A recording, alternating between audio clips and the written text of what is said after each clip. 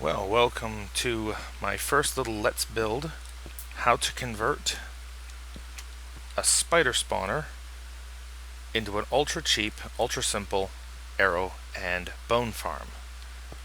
Okay, this is my first of this type of video series, so I'm not very situated or really, well, I'm just scatterbrained right now, but I'm going to try to put this together as simple as possible.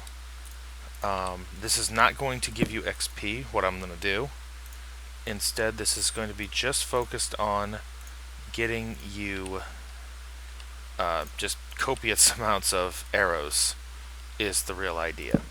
So I'm going to start transferring just stuff out here. Just whatever I'm not going to need for the moment. And just go from there. If you watch some of my other videos, some of my early stuff that I'm doing, you'll see that I actually took a break in the middle of caving when I found this because I was having so many problems keeping a stock of arrows. So this is going to help me out with that. And then I'm going to get back to caving when I don't have to worry so much about arrows. So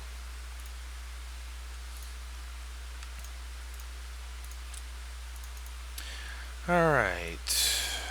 Okay, so far so good. I'm not going to need that chest right now.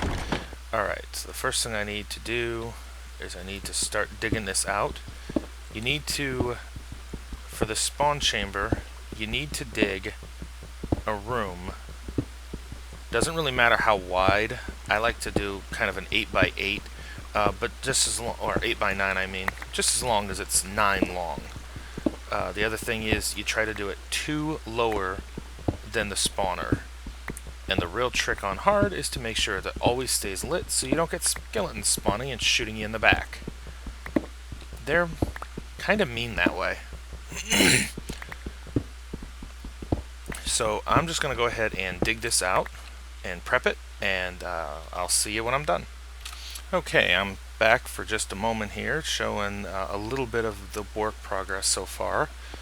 To answer a couple of questions, answer a couple of what I perceive to be your questions. Number one, the pillar on top of the spawner is to keep mobs from spawning on top of it, which a mob that stays inside this room and not get transferred out will actually cause the spawner to spawn less mobs in the room because it's like limited. There's 2 ways to do that. The other way you could do this instead of a pillar is a half slab on top. This is simpler for me. The other thing is the size of the room. I like to open it up. Now I still got to go 1 deeper, but I like to open it up with 4 blocks space on every side. Like right here, there's only 3. I'm going to widen this up more. So the room ends up being 9x9. Very similar to my underground farms, which I may do a video on that pretty soon. Well, time for another little fast forward, which in other words just means pause the recorder. So see you soon.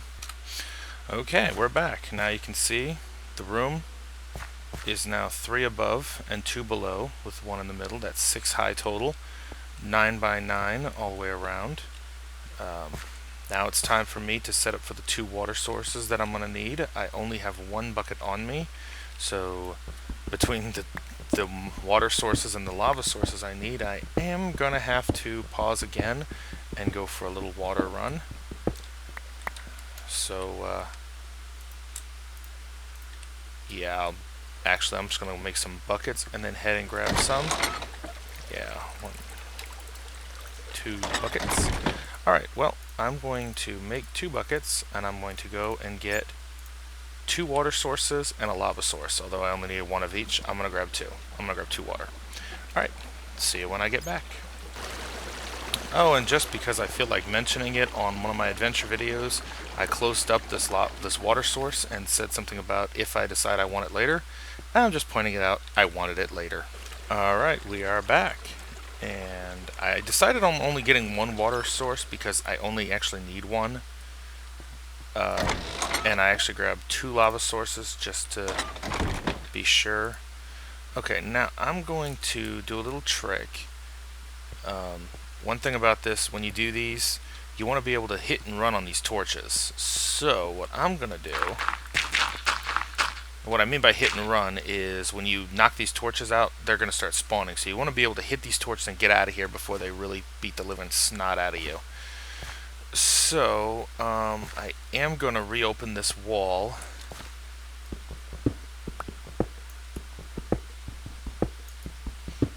Back down to my other tunnel, which should be right around there. Here we go.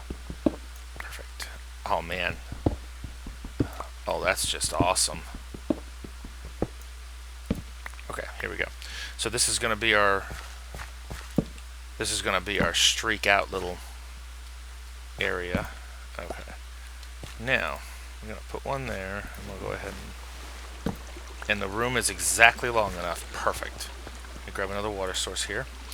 Now, I'm going to create a bunch of infinite water sources. For those who don't know how to do that, you put a water source here, and now this and this being one separating, this source in the middle can then be pulled and it'll just keep creating more. So then you put just grab from one before and put one after the last one each time, and they're all full of water, and I got one in hand. Okay. Now, when I unleash all of these, it's going to go over here. Okay, I gotta do something else here too. Part of planning ahead for that little grab and go thing. Okay, it's safe. Alright, now we get to... Good. Ah, son of a gun. And that's what I meant by you gotta be careful. Ugh. Alright. They can happen quick. And I am borderline running this room a little too dark. I know. Get this. Okay. Yep. I was right. It is too dark. That one, then, is going to have to be my best option. Oh, and you know what? Those are going to automatically get pulled anyway. Alright, well, let's go ahead and eat my steak here. Whew. Yeah. And the reason I'm putting all these on the floor is because now those skellies, or not the skellies, when I take this line of dirt away, the water's going to knock all the torches out, and the skellies are going to have free spawning again. Now, what I always do here is, here's where the source block's going to go, and that's going to roll them all down and drop them into this channel. And all you got to do is you put one block here and go 1, 2, 3, 4, 5, 6, and on the 7th drop it down, and then continue on. Now, oop. Well, I'm going to pause recording for a minute for some lame pick making. And we're back. Okay, now.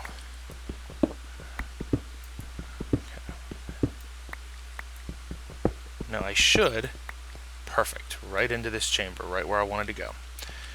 Alright, and from here, the next trick is going to be making some signs. Not what I meant at all. Okay, here we go. We're going to need some signs.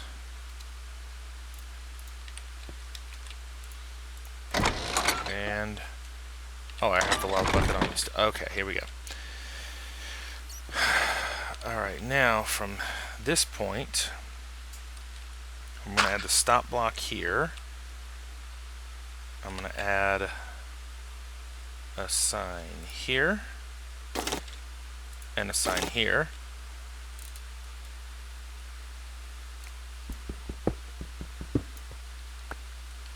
Okay. Now, let's grab iron. And the chest from earlier, and I'm going to make me a really simple hopper. Well, since all hoppers are made the same, they're all kind of simple. And a second chest. Here we go. Now, we're going to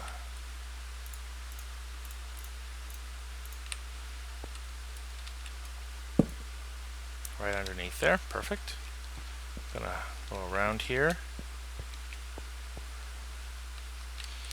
I'm gonna shift click a hopper into there. Perfect. Then I'm gonna put a lava source here. The two signs will hold it in place, and this is a grinder. It's just gonna quick kill these skellies in a hurry. Now you put that there, and that's gonna run right up to the other sign. It's gonna push the skellies into it. And now we are going to, well, this actually, I can guarantee that's not going to be needed now. Now we're going to go over here. We're going to take a deep breath. Well, before I do that, I'm going to run up here, and I'm going to seal off the room up on the top part.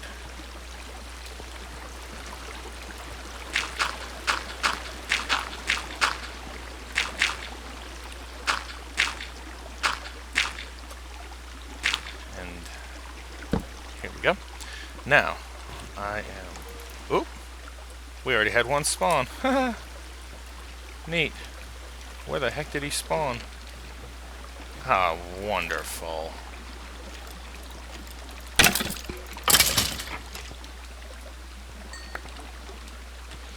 Alright, here's the part where we gotta hurry. We grab it from the end. Oh, come on, break.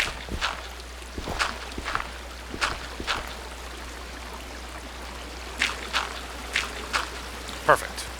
Now, all of those torches are going to end up in here, so I'm actually going to lose nothing. And you'll start hearing the skellies getting killed. And there we go. 2 bones, 2 arrows so far, and I just kicked the spawn on. So, all you got to do is pick a safe spot somewhere around here, AFK, and your arrows will all be loaded up here. But you gotta be close enough for the spawner to activate. I'm sure I am close enough. Alright, I'm gonna do something. Oh yeah, I'm close enough. But I'm gonna go ahead and do something to help display a few things for the people watching who have never made one of these grinders before. Hold on a second. Okay, that's nobody. I'm gonna go ahead and use a texture pack that is very much cheating. But I use these texture packs for being able to see things a little more clearly. This is an X-ray texture pack. But you see, here we go. You see the spawner in there, and that all that water there is just a wall. It ends right before the fall, and then this will come over and will dump down and continue on into the kill spot. So here you're going to see the skellies die.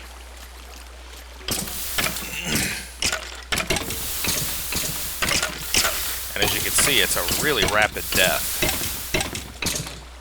Okay, and in the time you've seen me standing around, 9 arrows, 5 more bones. So, you don't get everything, but that's okay. It's really just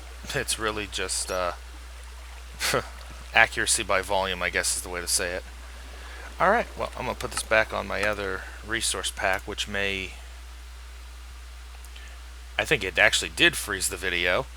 But there you go. That's a simple way to turn a skeleton spawner into a bone and arrow factory.